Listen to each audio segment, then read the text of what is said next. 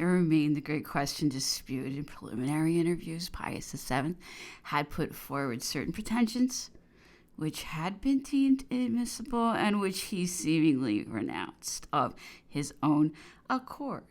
He then confined himself to certain demands which he doubtless considered as indispensable and which were presented in 3 notes by the first drawn up by the Cardinal Antonelli. He demanded that the grant allowed for the support of officiating priests should be raised from 13 to 14 millions, and that seminaries should be endowed by the second drawn up by the prelate Bertazzoli. He demanded the abolition of the organic articles and the 4 articles of the Declaration of the Assembly of the Clergy of France in 1682.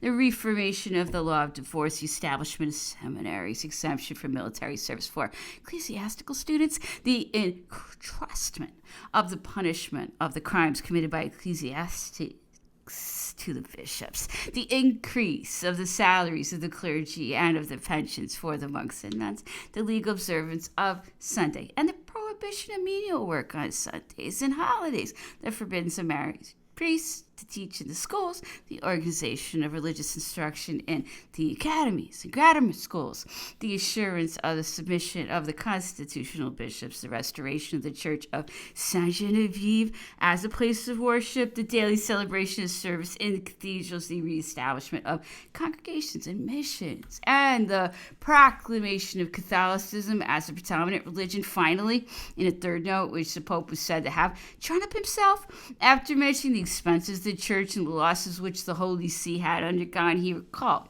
the gift of Charlemagne and continued that it may accordingly please your majesty, in order to render the parallel complete, to combine now in imitation of that voluntary and famous act by which Charlemagne restored St. Peter, that he had recovered by his glorious arms of the gift which Pepin, his father, had formerly made to the saint, and which had been torn away by the Lombards, whom he conquered. I speak of the Exarchate of Ravenna and the Pentapolis, to combine this act with the addition of other domains, and particularly with the duchies of Spoleto and Beneventum.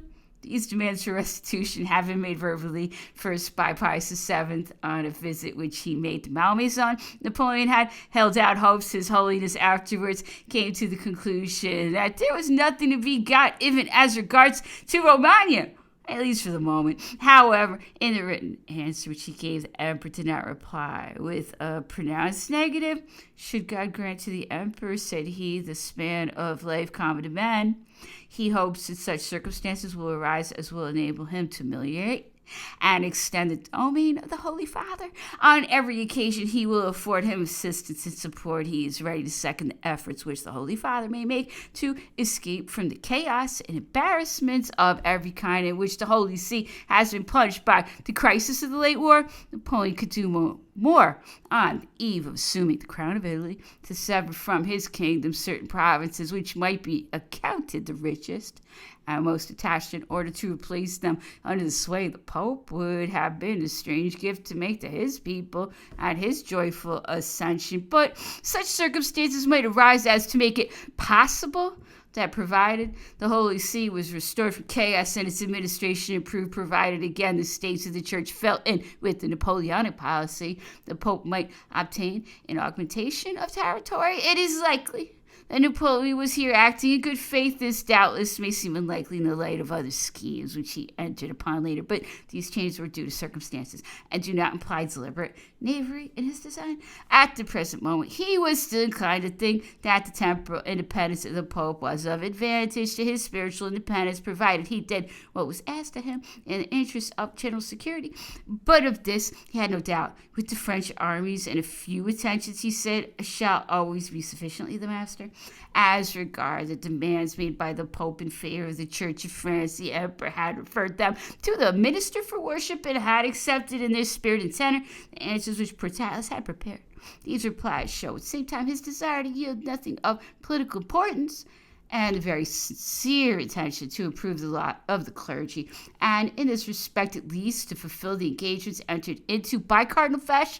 The Pope had given way on the suppression of the organic articles and the Declaration of 1682. Today, wrote Portalis, every extravagance is abandoned, and we confine ourselves to what is really pressing. He did not delay in his reply. On the reformation of the law of divorce, he answered that divorce was a civil act, that the priests were free to refuse the nuptial blessing to divorced parties, and that such a refusal could not be appealed against to the council of state, but that the civil law cannot prescribe divorce in a country where the sects which permit it are tolerated.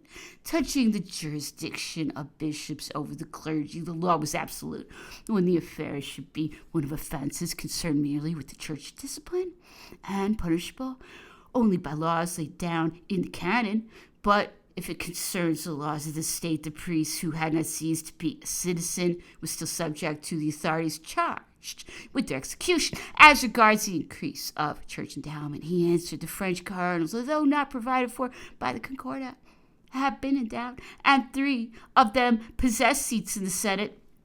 Salaries had been assigned to the canons and vicars general. 24,000 chapels of ease had been created, each with a grant of 500 francs. The other chapels of ease were regularly maintained at the expense of the communes. The property, the ancient buildings, which had not been alienated, had been restored to the churches. The General Council of the departments were instructed to increase the percentage of the rates to defray the cost of the repair and upkeep of buildings and the expenses of worship. The Treasury had undertaken to defray the expense of 10 metropolitan seminaries. At the request of the bishops, certain national buildings had been given up daily for the use of the diocesan seminaries. The seminaries were permitted to receive any gift or legacy of an land.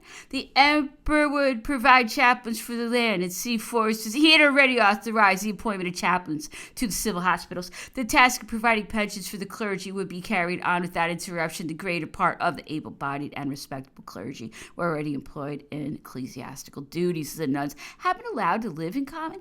Those who had devoted themselves to public education had been permitted to carry out the performance of their vows. With regard to the question of conscription, the emperor promised to do all he could to reconcile the greater interests of the state with the pressing needs of the church. Prohibition of work on Sundays and holidays was refused, but the state would set the example. All outdoor and public work was forbidden to officials of every rank and class. No married priest or monk would be employed in public education. The education of the youth would never be entrusted to priests who were not in communion with the bishop. Religious instruction would be given in the grammar schools, and bishops would sit upon their boards. The constitutional bishops had submitted that there was no need to return to that point. The church of St. Genevieve would be restored as a place of worship. The bishops would be invited to celebrate daily service in the cathedrals. The congregations of men would not be permitted for the moment, but the corporations of the sisters hospitallers, had been reestablished and placed by the emperor under the protection of his mother.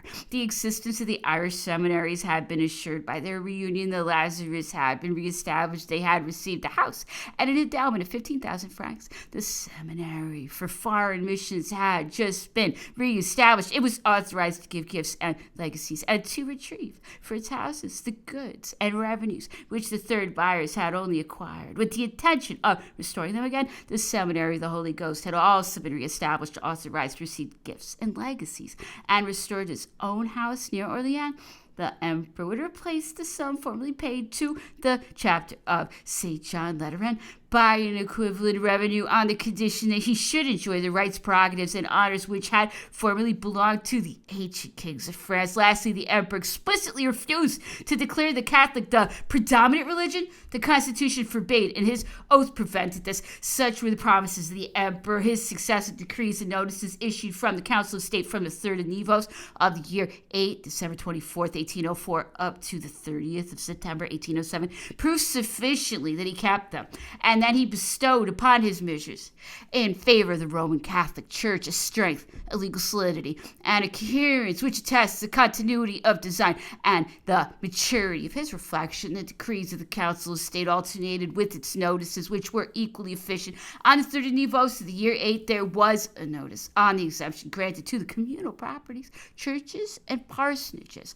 from being united to the national domain. On the 6th of Pluvios, a notice on the relinquishment of the churches and parsonages to the communes. On the 15th of Ventos, a decree concerning the restitution of the goods taken from the seized collegiate churches and cathedrals, provided that they had not been alienated on the 7th of Germinal, a decree granting to the bishops of the imprimatur for the books of the church hours and prayers. On the 29th of Messidor, a decree granting to the churches the property and revenue of the brotherhoods. On the 13th of Thermidor, a decree concerning the formulation of a relief fund for infirm priests. On the 22nd of Fructidor, decree on the administration of the property restored to the churches. On the 14th of January, 1806, a ministerial letter forbidding a certificate of marriage to be given to a priest. On the 20th of February, a decree establishing the imperial chapter sanctity and restoring the Church of St. Genevieve to Catholic worship. On the 18th of May, a decree concerning funeral services in the churches and funeral processions and the relinquishment of the vestries of the organization and management of funeral ceremonies. On the 30th of May, a decree uniting the suppressed churches and parsonages to the property, the vestries. On the 19th of June, a decree commanding the hospitals and charitable institutions to pay for the religious services which had been endowed with property that had been put into their possession. On the 30th of September, 1807, a decree creating 2,400 scholarships in seminaries at the expense of the state, a decree raising the number of chapels of East 30,000, a decree organizing the chapter, the sisters, hospitallers, and a decree regulating the position of mission seminaries. Such was, to reckon only the most important characteristic acts, his anxious and careful work. Such was the fulfillment he gave of his engagements. This it was that caused Consalvi to write that Pius VII on several questions had met only with refusals, and on others with faint assurances which were never realized. Bad faith and injustice are here so evident that they lay bare the spirit of the Sacred College. Since they had obtained neither the restoration of the legations or the abolition of the organic articles, nor the proclamation of the predominant religion, they considered all that had been done for the church and its ministers as nothing. They seemed to have considered that Catholicism could not exist save where Ultramontanism was all-powerful.